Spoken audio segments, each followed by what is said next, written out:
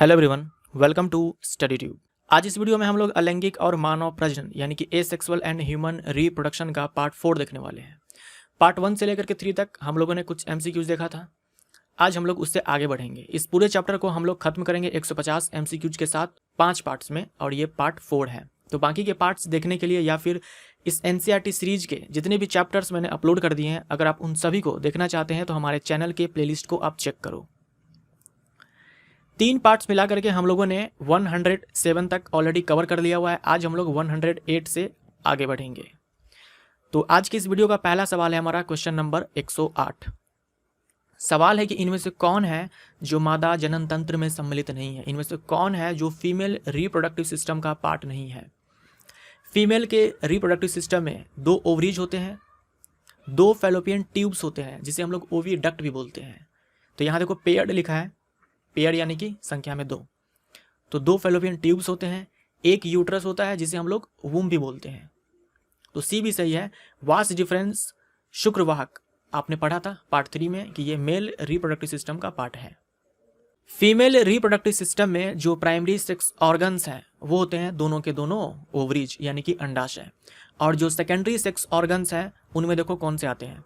2 oviducts यानी कि fallopian tubes जिसे हम लोग डिंबवाहिनी नलिका बोलते हैं हिंदी में, एक यूट्रस यानी कि गर्भाशय, एक सर्विक्स यानी कि गर्भाशय ग्रीवा, और एक वेजाइना यानी कि योनि।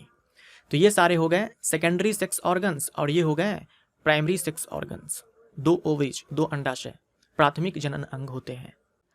उसके बाद इस पिक्चर में देखो ये पूरा पार्ट है वेजाइना यानी कि योनि। ये आगे कनेक्ट होती है सर्विक्स के साथ, ये है सर्विक्स।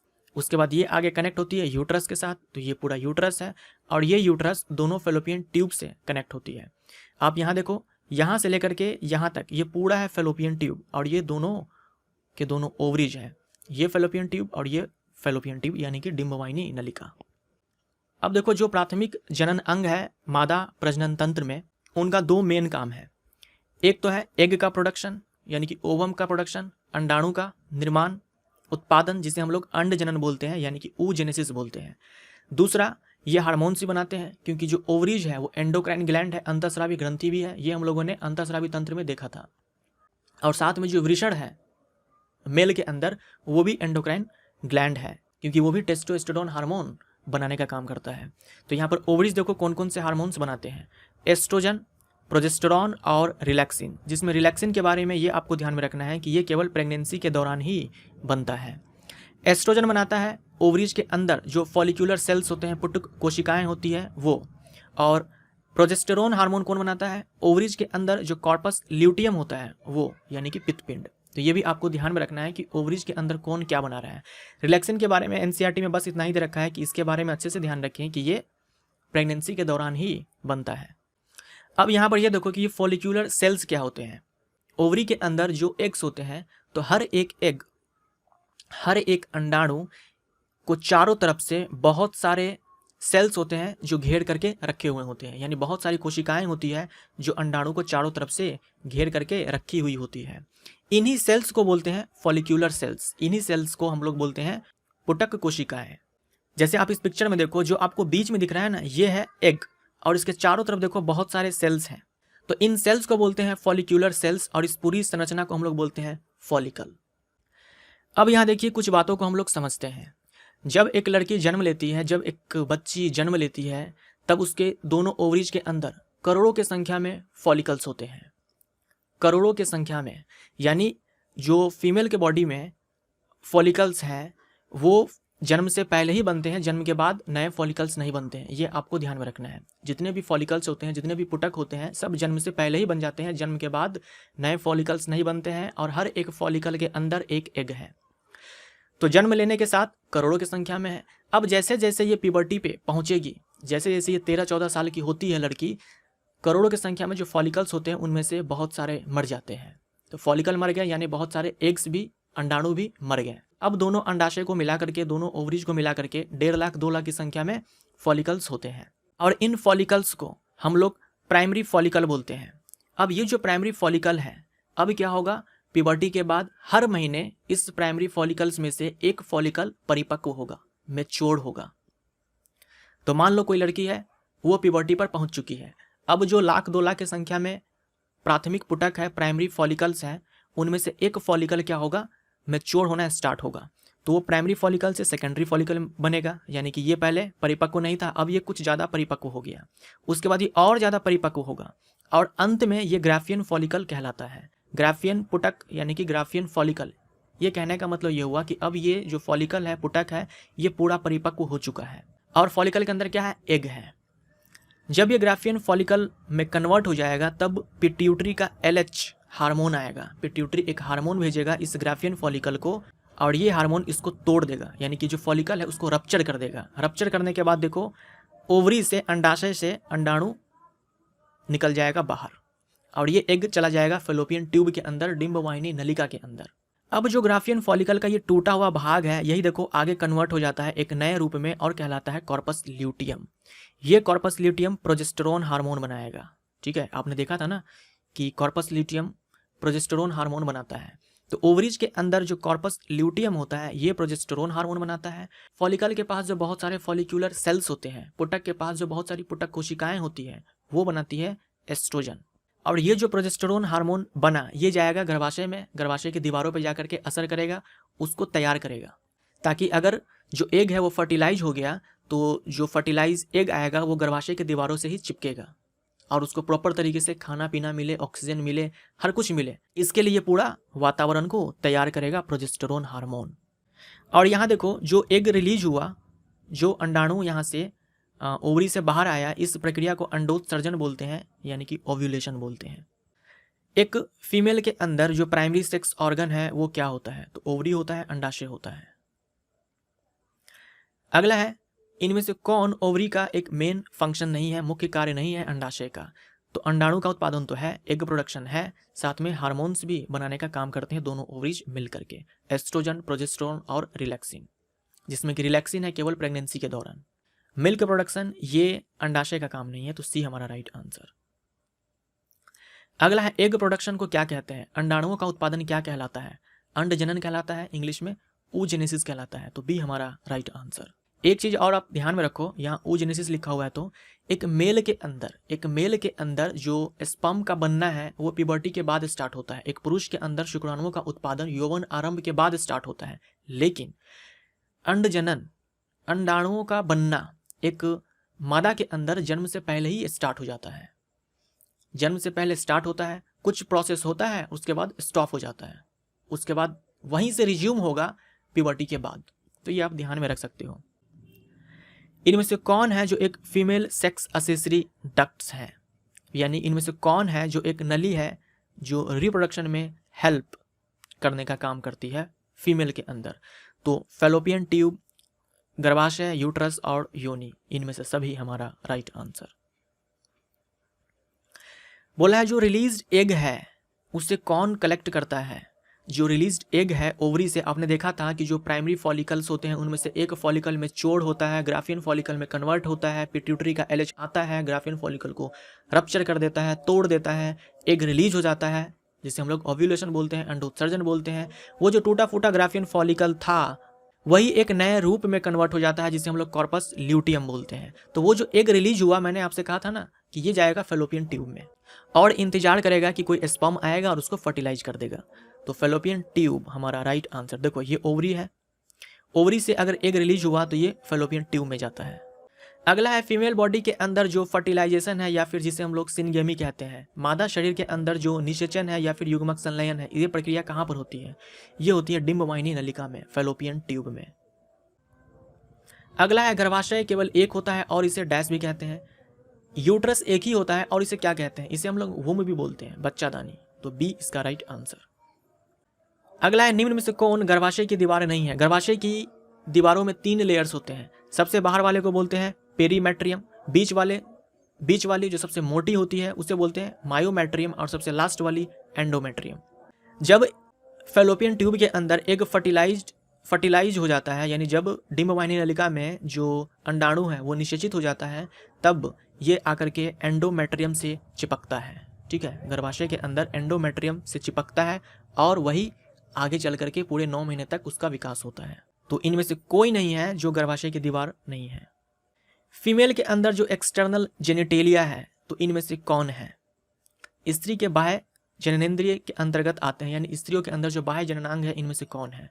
हाइमन हो गया, ठीक है, और क्लाइटोरिस हो गया। ए और सी दोनों है, तो डी इसका राइट आंसर, हाइमन और क्लाइटोरिस। अगला सवाल है, आपको ये दो स्टेटमेंट्स पढ़ने हैं, उसके बाद ये बताना है कि इनमें से कौन गलत है। सवाल है हाइमन के बारे में। हाइमन जिसे हम लोग योनि छद्म बोलते हैं या फिर योनि झिल्ली बोलते हो, ये एक पतला सा झिल्ली होता है, ये एक पतला सा मेम्ब्रेन होता है जो योनि को कवर करके रखता है। और प्रायः ऐसा होता है, हमेशा नहीं, जरूरी नहीं है, लेकिन प्रायः ऐसा होता है जब पहली बार फीमेल सेक्स करती है तब ये झिल्ली फट जाता है, ये जो मेम्ब्रेन है ये टॉर्न हो जाता है, लेकिन प्रायः ऐसा होता है, हमेशा हो ये जरूरी नहीं है। तो पहला स्टेटमेंट यही बोल रहा है कि जो हाइमन है वो डेफिनेटली पक्का है कि टॉर्न कर जाएगा, पक्का है कि फट जाएगा पहले ही इंटरकोर्स में, यानी कि पहले ही बार लड़की सेक्स करेगी और ये हाइमन फट जाएगा, ये निश्चित है। तो ये गलत है, ऐसा नहीं होता है। बहुत सारे केसेस में होता है कि फीमेल एक बार सेक्स कर लेती है फिर भी उसका जो हाइमन है वो नहीं फटता है। दूसरा सवाल ये कह रहा है कि हाइमन का होना ये एक रिलायबल इंडिकेटर नहीं है वर्जिनिटी का। मतलब ये कहना चाह रहा है कि अगर हाइमन है तो लड़की वर्जिन है, अगर हाइमन नहीं है तो लड़की वर्जिन नहीं है, ये कहना गलत है। यानी कि अगर हाइमन है तो हम ये बोल देंगे कि लड़की वर्जिन है, ये कहना सही नहीं है, यही इस स्टेटमेंट में कह रहा है। तो ये बिल्कुल सही है, क्योंकि मैंने अभी आपसे कहा बहुत बार ऐसा होता है कि लड़की पहली बार सेक्स करती है और हाइमन नहीं फटता है। तो जो ये सोचते हैं कि अगर हाइमन है तो वर्जिन है, तो वो तो गलत हो जाएंगे, क्योंकि वो ऑलरेडी सेक्स कर चुकी है। और जो हाइमन का फटना है ये कई प्रकार की क्रियाओं से हो सकती है। जैसे एक लड़की छलांग लगाती है तो हाइमन फट सकता है, लड़की कोई भी फिजिकल एक्टिविटी कर रही है, जिम कर रही है, लड़की घुड़सवारी कर रही है, साइकिल चला रही है, किसी भी तरह का ऐसा काम कर रही है तो हाइमन फट सकता है। तो बी हमारा सही है, ए गलत है, तो केवल ए हमारा राइट आंसर। अगला है, इनमें से कौन हार्मोन है जो ओवरी के द्वारा सीक्रेट नहीं होता है, अंडाशय द्वारा स्रावित नहीं होता है?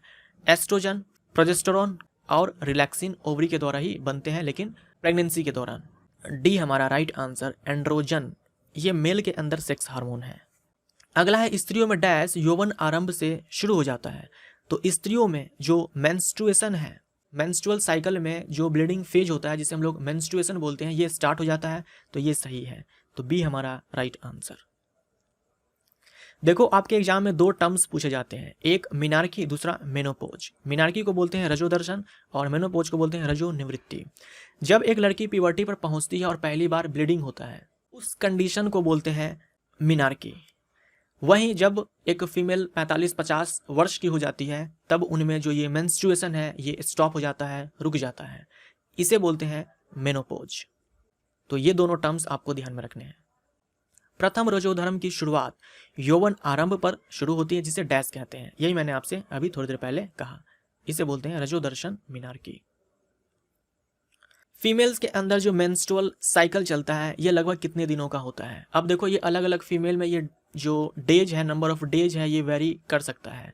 जनरली 28 से 29 दिन का होता है, यही हम लोग आंसर टिक करेंगे।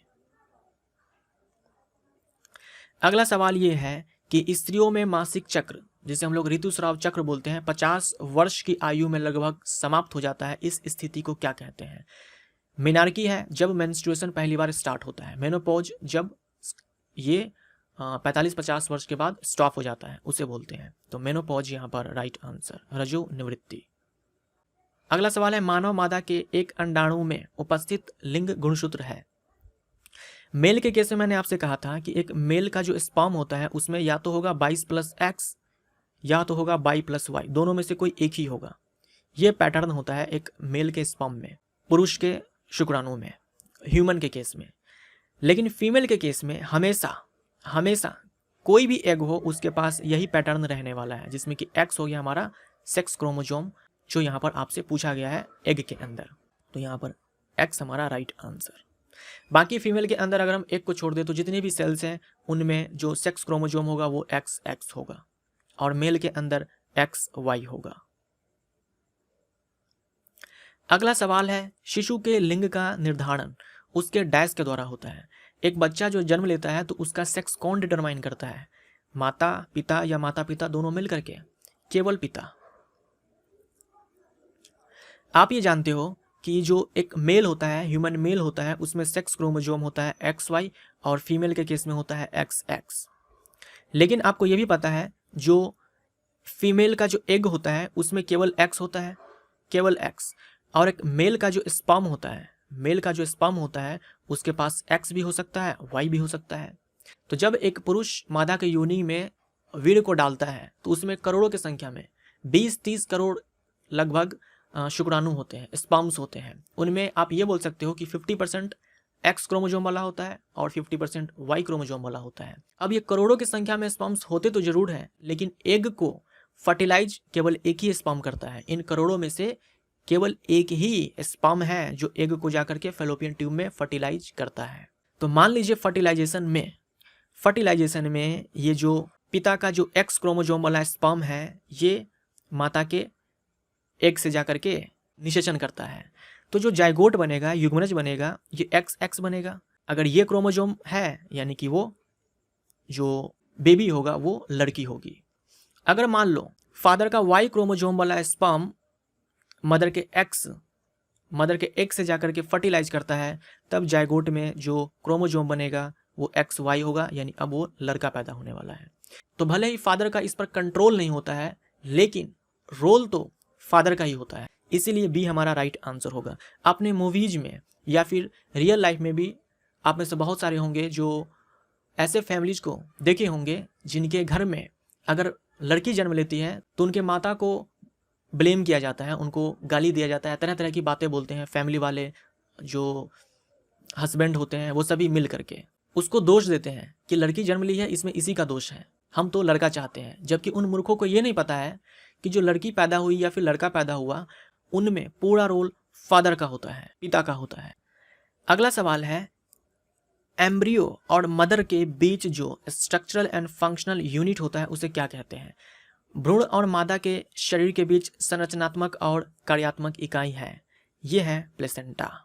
ठीक है, बी इसका राइट आंसर। देखिए इस पिक्चर में आपको गर्भाशय के अंदर एक बच्चे को दिखाया गया है जो विकसित हो रहा है। तो यहाँ देखो प्लेसेंटा लिखा हुआ है, ये जो आप देख रहे हो ना प्लेसेंटा है, ये पूरा प्लेसेंटा है। और ये हो गया भ्रूण, एम्ब्रियो, और इस एम्ब्रियो और इस प्लेसेंटा को कनेक्ट करने वाला ये जो आप संरचना देख रहे हो इसे बोलते हैं अम्बिलिकल कॉर्ड। अम्बिलिकल कॉर्ड, मान लो बच्चे को ऑक्सीजन चाहिए तो माँ के ब्लड से ऑक्सीजन पहले इस प्लेसेंटा के पास आएगा, फिर अम्बिलिकल कॉर्ड के थ्रू ये एम्ब्रियो के बॉडी में चला जाएगा। किसी भी प्रकार का पोषक तत्व है, न्यूट्रिशन है, वो ब्लड से, मदर के ब्लड से पहले प्लेसेंटा के पास आएगा और फिर अम्बिलिकल कॉर्ड के थ्रू बेबी के अंदर चला जाएगा। बेबी के बॉडी से बहुत सारे वेस्ट मटेरियल्स भी बाहर आने हैं, तो क्या होगा, बेबी के बॉडी से, एम्ब्रियो के बॉडी से ये अम्बिलिकल कॉर्ड से होते हुए प्लेसेंटा में और फिर प्लेसेंटा से मदर के बॉडी में वो वेस्ट मटेरियल चले आते हैं। इसीलिए प्लेसेंटा को बोलते हैं structural and functional unit embryo और मदर के बीच। प्लेसेंटा का काम क्या है? मैंने आपसे कहा ऑक्सीजन प्रोवाइड करना, न्यूट्रिशन प्रोवाइड करना, साथ में जो वेस्ट मटेरियल बना हुआ है एम्ब्रियो के बॉडी में उसे एक्सक्रीट करना, बाहर निकालना। तो इनमें से कोई नहीं है जो प्लेसेंटा का काम नहीं करता। अगला सवाल है, dash connects placenta and embryo. Placenta और भ्रूण को जोड़ता है अम्बिलिकल कॉर्ड, नाभि रज्जु। ए हमारा राइट आंसर। अगर आपको याद हो अंतःस्रावी तंत्र वाले चैप्टर में, एंडोक्राइन सिस्टम चैप्टर में, मैंने आपसे कहा था कि जो प्लेसेंटा होता है ये अस्थायी अंतःस्रावी ग्रंथि का काम करता है, क्योंकि ये हार्मोन्स बनाता है, एस्ट्रोजन, प्रोजेस्टेरॉन, HCG, HPL, ये चारों ही हार्मोन्स के आपको नाम ध्यान में रखने हैं। जिसमें कि एस्ट्रोजन और प्रोजेस्टेरॉन तो हम लोगों को मालूम है, प्लेसेंटा अगर नहीं भी है तो ओवरीज के द्वारा ये हार्मोन्स बनाए जाते हैं। साथ में HCG और HPL के बारे में आपको ध्यान में रखना है कि ये प्लेसेंटा का हार्मोन है, साथ ही केवल ये प्रेगनेंसी के दौरान ही बनते हैं। तो आपके पास 3 हार्मोन्स हो गए, एक रिलैक्सिन और एक HCG, HPL प्लेसेंटा के द्वारा, ये केवल प्रेगनेंसी के दौरान ही बनते हैं। अगला, इनमें से कौन सा हार्मोन है जो केवल प्रेगनेंसी के दौरान ही स्रावित होता है? HCG, HPL और रिलैक्सिन, इनमें से सभी। इनमें से किसे आफ्टर बर्थ भी कहा जाता है? तो ये है प्लेसेंटा। बी हमारा राइट आंसर। अब देखो, मैंने मेल के केस में जैसे बताया था फ्लो चार्ट करके हार्मोनल कंट्रोल का, वैसे ही फीमेल के केस में देखो क्या होता है। जब एक लड़की प्यूबर्टी पर पहुंचती है तब हाइपोथैलेमस एक हार्मोन भेजता है पिट्यूटरी के पास गोनाडोट्रोपिन रिलीजिंग हार्मोन, जब हाइपोथैलेमस का ये संदेश आता है तब पिट्यूटरी दो हार्मोन्स बनाता है, जैसे कि मेल में बनाया था, LH और FSH। FSH जो हार्मोन है ये जाकर के काम करेगा फॉलिक्यूलर सेल्स पे। फॉलिक्यूलर सेल्स मैंने आपसे ऑलरेडी डिस्कस कर लिया हुआ है। ओवरीज के अंदर जो बहुत सारे फॉलिक्यूलर सेल्स हैं उस पर जाकर के एक्ट करेगा और वहाँ से बनवाएगा एस्ट्रोजन हार्मोन को। जो LH है ये जाकर के एक्ट करेगा, असर दिखाएगा ग्राफियन फॉलिकल पर, मैंने आपसे स्टार्टिंग में ही कहा था, और जो ग्राफियन फॉलिकल है उसको रप्चर कर देगा और वहाँ से एग रिलीज हो जाएगा जिसे हम लोग ओव्यूलेशन बोलेंगे। फिर वो ग्राफियन फॉलिकल कॉर्पस ल्यूटियम में कन्वर्ट हो जाएगा और वो बनाएगा प्रोजेस्टेरोन हार्मोन जो जाकर के गर्भाशय को तैयार करेगा। तो ये पूरा हार्मोनल कंट्रोल होता है। अब देखो, जब एस्ट्रोजन हार्मोन बनने स्टार्ट होते हैं प्यूबर्टी के बाद तो फीमेल के बॉडी में कई तरह के चेंजेज आते हैं, जैसे कि अंडोत्सर्जन ये शुरू हो जाता है। हर महीने एक अंडा ओवरी से बाहर आएगा, फैलोपियन ट्यूब में जाएगा। अगर स्पर्म आकर के, शुक्राणु आकर के निषेचित कर दिया, फर्टिलाइज कर दिया तो ठीक है, नहीं तो वो जो अंडा है फैलोपियन ट्यूब में डिम्बवाहिनी नलिका में ही मर जाता है। मेंस्ट्रुएशन स्टार्ट हो जाएगा, ब्लीडिंग फेज स्टार्ट हो जाएगा। जो सेकेंडरी सेक्स ऑर्गन्स होते हैं, ओवरीज के अलावा जो भी सेक्स ऑर्गन्स है फीमेल के अंदर, वो सब फंक्शनल हो जाते हैं, उन सब का विकास होने लग जाता है। जो थाई है और जो हिप्स रीजन है, जो जांग है और जो नितंब वाले क्षेत्र है, उन सब में वसा का जमाव हो जाता है, फैट डिपॉजिट हो जाता है। जो हिप्स है वो चौड़े हो जाते हैं ताकि कल के डेट में अगर वो प्रेग्नेंट हो तो बच्चे के वेट को बियर कर सके, सह सके। स्तन का आकार बड़ा हो जाता है, ब्रेस्ट का साइज इंक्रीज कर जाता है, जो त्वचा है वो तैलीय हो जाती है। बहुत सारे फीमेल्स के केस में जब ये हार्मोन्स बनते हैं तो चेहरे पर पिंपल्स आने स्टार्ट हो जाते हैं।